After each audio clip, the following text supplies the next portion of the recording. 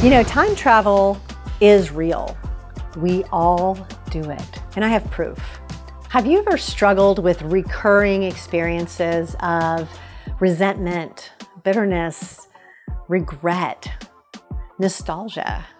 Or maybe on the flip side, fear, anxiety, worry.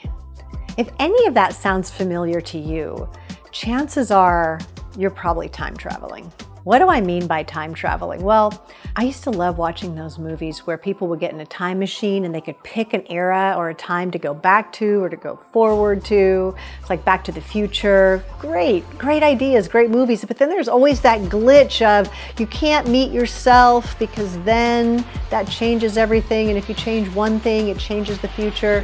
It's very complicated. But the way we do it in regular life is so simple. I'm going to ask you to consider that we time travel often. And when we're time traveling, whether we like to live in the past or maybe more in the future, we are going to experience unnecessary suffering in our lives. Let's start with the past. Time travel to the past.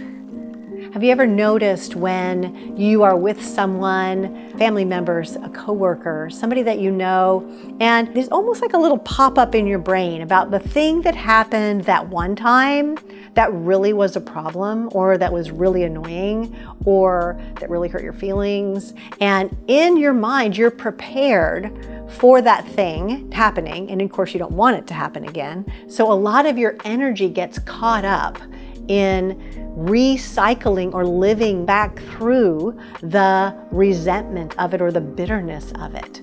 In order to, it seemingly, at least it seems this way, I don't know if it's true, in order to prevent it from happening again with this person. Sometimes nostalgia is a very, very tempting place to be. Oh, I remember when things were great, when this relationship was great, when things worked out really well at this job I had, when my kids were like this, or when my parents were like that. And oftentimes our remembrances, our nostalgia takes us to the past, but in a way that creates a dissatisfaction with the present. When we're time traveling to the past, what's happening right now is invisible. We are blinded to what's happening here in the moment because we are not here. We're somewhere else.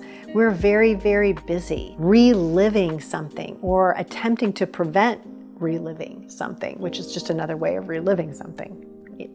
And oftentimes, our time travel in the past can produce an experience of depression or depleted energy because we don't want to go back to something that we didn't love the experience of. Even if that experience is nostalgia, where you would say, no, I loved that experience, it also depletes our energy for the present because at some level we've decided that experience will never be available again. It's never going to be as good as it was in the good old days. And now the future. How many of us live in the future that has not happened yet? And I don't mean that from a visionary, excited space. I mean that from a space of worry or anxiety or fear about the future, about the next shoe that's going to drop. A suspicion almost that things are not going to turn out, or if I don't do all this extra stuff and prepare myself, I'm going to fail in the future, this imaginary future that has not happened yet, and frankly, may never occur. Anxiety can become a very familiar, almost addictive, future-based, future-tripping experience where it doesn't solve anything in the present. So if you're that person that you notice you want to be ultra prepared for every eventuality, notice where your preparation leans into anxiety, leans into fear, leans into worry. And have any of those things that you've invested all this energy in actually happened, or how many of them have happened?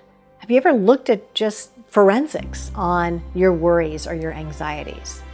Those conversations that keep you up or wake you up at 2 or 3 in the morning and just run and run through your head. What is happening with all that energy? often it's the type of energy that keeps us stuck or paralyzed. And then what's happening in your present moment, physically in your body is preparing for a war that you might never be in. It's exhausting. Where do you find yourself when you time travel? Sometimes living in the past looks like reliving a mistake or a failure, or what we've judged as a mistake or a failure in our lives. Something we hold over ourselves. Like, remember when you did this, you're such a screw up. You're such a problem. Look at this mistake, look at that mistake. Or sometimes the fear of the failure in the future. What if this happens? What if I fall on my face? What if I take a risk and I'm humiliated, or it doesn't turn out, or I lose big? Yeah, all of that. When we're time traveling, we're missing out on the present moment. And I don't just mean the present moment with ourselves. That's important. I also mean being present with who is actually there with us in this moment and the resources that are available in the present moment. Time travel blinds us to seeing what's actually here, because we're not actually here.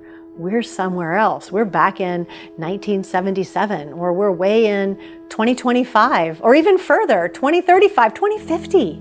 We're not where we are. And so we can't utilize the gifts that we have and the gifts that this moment can bring to us. So for those of us that find ourselves time traveling back and forth, and you might have a preference, maybe you're more of a future tripper than a past tripper. Maybe you go back and forth between both of them. But for those of us that bounce back and forth into different times that don't exist, there's another way to spend your energy. There's another way to invite your presence here in the moment that you're in. And I can promise you that when you do that, you will find you have a lot more creativity, a lot more resource. Your body will feel more physically relaxed and rested. So what are some ways to stay present? Mindfulness is a great practice. And I know that word gets overused perhaps a lot. What do you do to get grounded in the morning when you wake up? Do you exercise? Do you stretch? Do you listen to music? Or do you immediately pick up your phone and start scrolling through all of the problems that are probably coming your way, because now you have to think about it because you were up at 3 a.m. and you had all these ideas and now you have to write all the, is it like that? Or is it in the moment you can just sit and trust that what you have in this day, you are equipped to handle? Often, if we're time traveling to the future, there is a sense, there's a fear that the resources we have are insufficient to tackle the obstacles coming our way. What if you just decided that you have all the resources you need to tackle whatever obstacles come your way? Because let's face it, most of us worry about things that never happen. Most of our anxiety is connected to something that didn't happen, never will happen. So then what?